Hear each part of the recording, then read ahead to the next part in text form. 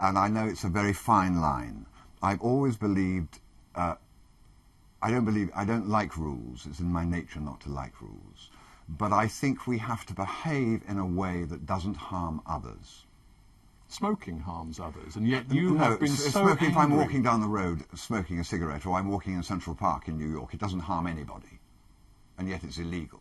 Well, it's fouling the atmosphere. It's not deeply fouling. unpleasant to people nearby who hate cigarettes. Compared with what's coming out of the back of motor cars, compared with what's being put into the beef that we're eating, compared with what's being sprayed on the fruit and the land of everything we're eating, I mean, please, have a sense of proportion.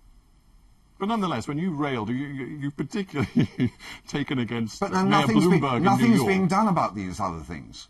Nothing is being done about. Why do you think cancer is still rising, even though most people have given up smoking? Why? Because of what we're ingesting in the air and in our food.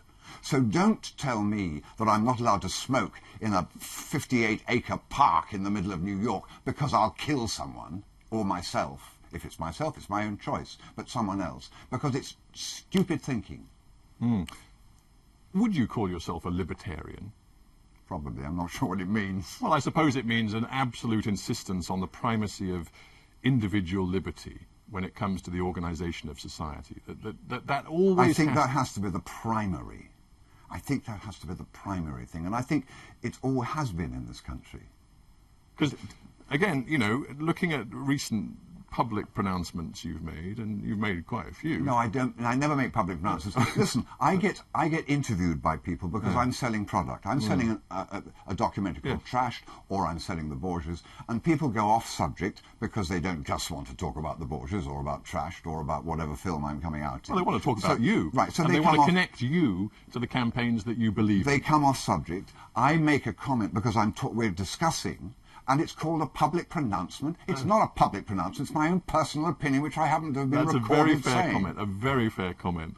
And I'm, you know, like many other people, fascinated by some of your opinions because they're really interesting opinions, and you're not frightened to put them out there. I mean, another one which was recent and which was fascinating was your view of gay marriage, in which you clearly expressed disquiet about the idea. You did it in a way which caused a big stir because you said, you know, you weren't sure whether it in the end meant that fathers might want to marry their sons for tax purposes. Yes. I didn't have any opinion about gay marriage. I don't have actually much opinion about heterosexual marriage, except I sort of think it might possibly protect children, make it easier for children. That's why I married my wife. Gay marriage is not something I have any feelings about at all. I'm quite interested in what it does to marriage, which is why we were having this rather bizarre conversation. This was an American journalist a little while ago. Yeah. And you did. I mean, I don't want to be clear about what you felt. I mean, you did say you thought it might debase the institution of marriage, which is an interesting thing to say. Well, it changes it, doesn't it? I mean, marriage is about procreation, really. And that's historically how it's always been. But I'm very badly informed, and I actually don't know the difference between a civic partnership, which we have in this country, a civil partnership, and marriage, which the governor's just voted on. I don't know what the difference is. I know the church has problems with it historically, and I don't know whether those problems will go away. In America, I think it's different, because in some states you can marry same-sex partners and some you can't. So I was just rather amused by the idea which I put forward. It had nothing to do with my feelings. I think gay marriage is wonderful. I think, as I said at the end of that interview, and this wasn't reported, I think any reason that holds anybody together in a relationship is great. If it works as a glue, if it makes you feel better, if it makes you feel you love your partner more, then great.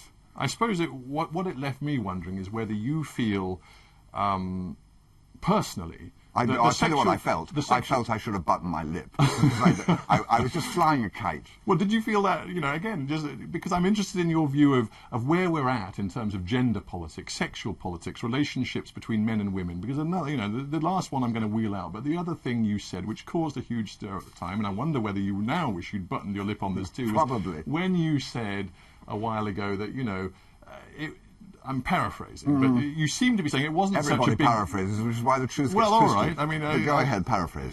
Paraphrasing it, you said it, in your view, wasn't such a big deal, you know, if a man sort of patted a woman's behind, and that any woman worth her salt, in your view, would know how to deal with it.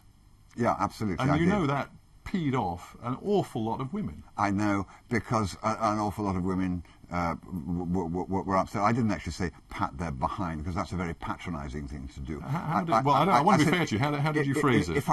If I touched a woman in a way that was not welcome, then any woman worth her salt could just turn and tell me not to do that. And I remember But isn't it better for men not to do it in the first place? No, because we need to touch. We need to love each other. We need to communicate. It's all part of that.